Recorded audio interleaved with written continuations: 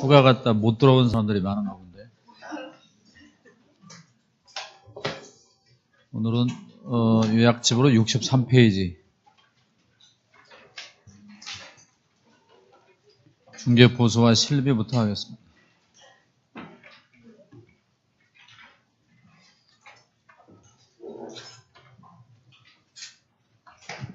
자, 보죠. 6장은 중개보수와 실비로 이루어져 있는데 중개보수와 실비는 항상 두 문제가 출제가 돼요. 계산 문제도 자주 출제가 되고요.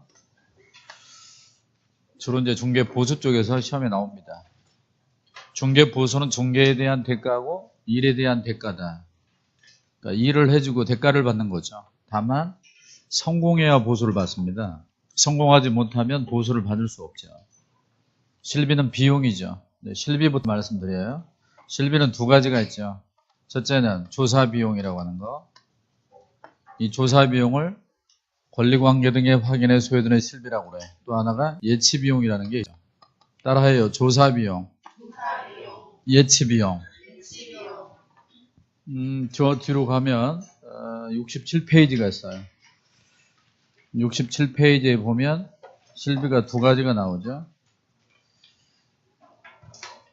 67페이지 상단에 가로 1번 실비에 의의 1번 중개대상물의 권리관계 등의 확인에 소요되는 비용. 이거를 뭐라고 그래? 조사비용.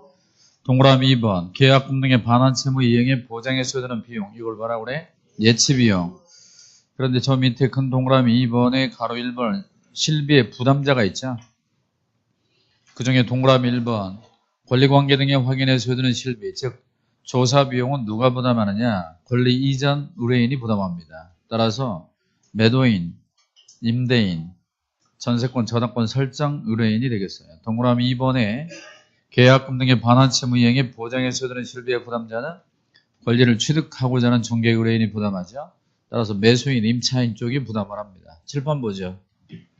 중개대상물의 조사 확인에 드는 비용, 그러니까 권리관계 등의 확인에 드는 비용은 교통비, 숙박비, 등기부 대장 발급 비용이 여기 들어가고 이건 이전 의뢰인 일방이 부담합니다. 따라서 이곳 검단에 주소를 두고 있는 사람이 검단에 있는 중개업자에게 파주에 있는 땅을 팔아달라고 해서 검단의 중개업자가 파주까지 왔다 갔다 하게 되면 그 비용을 팔아달라는 사람에게 부담시킬 수 있다 그 말입니다. 그리고 예치비용은 지난번에 우리가 배웠던 계약금, 중도금, 잔금을 예치할 때 중개업자 명의로 예치하게 되면 중개업자가 일정한 비용을 쓰게 됩니다. 설정료라든가 교통비라든가 이런 것들은 누구에게 부담시켜야? 취득의뢰인 쪽으로 부담을 시킬 수가 있습니다. 이 정도는 꼭 알고 있어야 돼요. 이 정도는. 그 다음 중개보수는 다시 또 두 가지로 나뉘는데 주택의 중개보수와 주택 외의 물건에 대한 보수로 나눠지죠. 주택의 중개보수는 국토교통부령이 있어요. 국토교통부령이 정하는 범위 안에서 시도의 조례로 정하죠. 그러나 주택 외의 물건, 토지, 상가, 공장의 경우는 국토교통부령으로 정할 뿐이고 시도 조례가 있어요? 없어요? 없습니다. 이거는 이따가 다시 한번 말씀드립니다. 그리고 실비의 경우에도 이것도 마찬가지로 구체적인 건 국토교통부령이 정하는 범위 내에서 시도의 조례를 정하니까 시도의 조례를 정하는 건 이거 두 가지죠. 따라서 주택의 중개보수와 실비, 요거는 시도 조례가 있고요. 주택 외의 물건, 토지, 상가, 공장 이런 것에 대한 중개보수는 시도 조례가 없이 국토교통부령으로 정할 뿐이에요. 중개보수와 실비를 따로따로 받았다고 해서 그것이 금품초과에 해당한다, 해당하지 않는다? 해당하지 않다. 둘 다 받을 수 있는 거예요. 또 특히 이 조사비용의 경우에는 중개가 완성되지 않아도 받을 수 있어요. 비용을 먼저 쓰고. 그리고 중개보수나 실비를 받았을 때, 수수했을 때 영수증의 작성 교부는 없습니다. 이건 확인설명서에 금액을 기재해서 교부하기 때문에 영수증 작성 교부 제도는 없어요.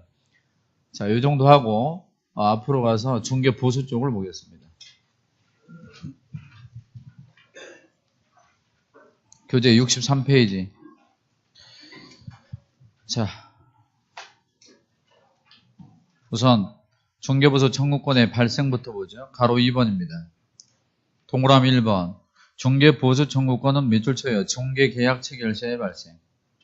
중개 계약 체결 시에요. 거래 계약 체결 시에요. 그러니까 손님이 자기 부동산 팔아달라 의뢰했을 때 이미 발생한다 그 말입니다. 그 다음 동그라미 2번에 중개가 완성되기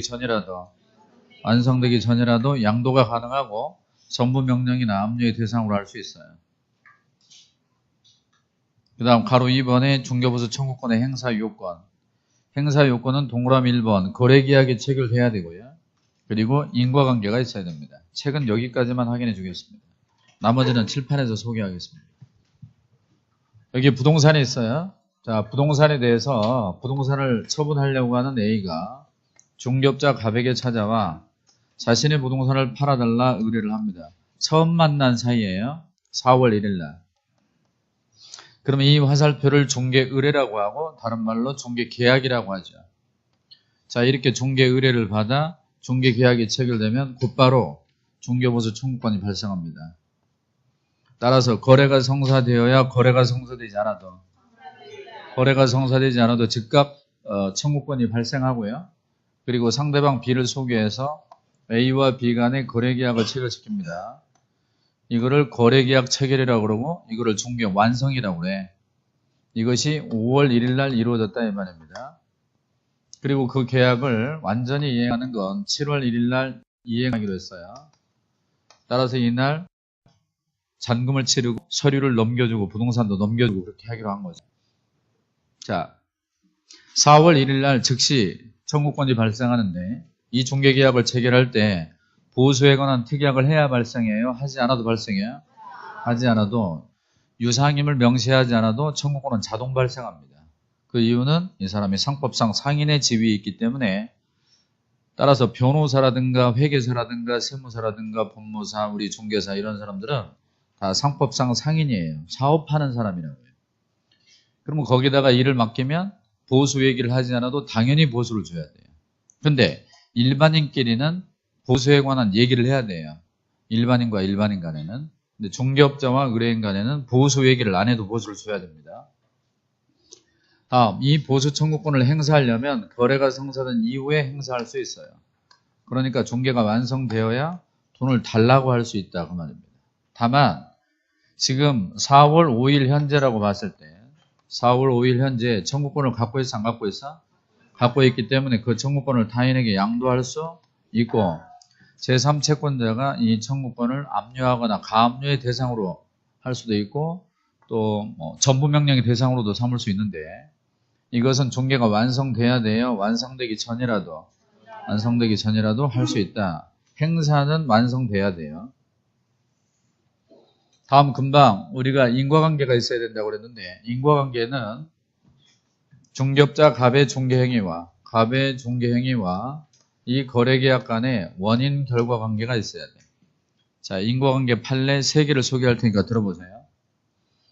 먼저 중개업자가 중개활동을 열심히 해서 4월 말에 양 당사자에게 연락을 취해서 그 조건에 팔겠다, 그 조건에 사겠다 확답을 듣고 5월 1일 날 계약서를 쓰기로 했는데 중개업자가 교통사고로 병원에 입원을 했어요. 이런 경우는 중개업자가 결정적 기여를 했기 때문에 인과관계가 인정된다 안 된다? 인정되죠. 따라서 당연히 청구권을 행사할 수 있습니다. 두 번째, 중개업자가 중개활동을 열심히 했는데 매도인은 가격을 높게 부르고 매수인은 가격을 낮게 불러 절충이 잘 되지 않죠. 그래서 중개업자가 중개활동을 중단하고 있었는데 둘이 직접 만나 계약을 체결했다 하더라도 인과관계 인정돼 안 돼? 역시 됩니다. 이때는 기여도만큼 인정한다고 그랬죠. 세 번째 판례. 중개업자가 매도인을 위해서 상대방 B를 소개하는 등 열심히 노력은 했지만 정작 A는 중개업자가 소개한 상대방이 아닌 제3의 인물 C와 이렇게 계약이 체결돼 버리면 이 중개행위와 이 거래계약은 인과관계가 있어 없어? 없습니다. 그러니까 딴 사람하고 계약을 해버린 거죠. 이럴 때는 청구권이 소멸을 하게 됩니다. 그 판례가 한 장을 넘겨보시면 64페이지에 있어요. 거기 보면 판례, 인과관계 인정 판례, 2번이 인과관계 부정 판례죠. 1번 매매계약의 성립에 결정적 기여를 한 결정적 기여의 동그라미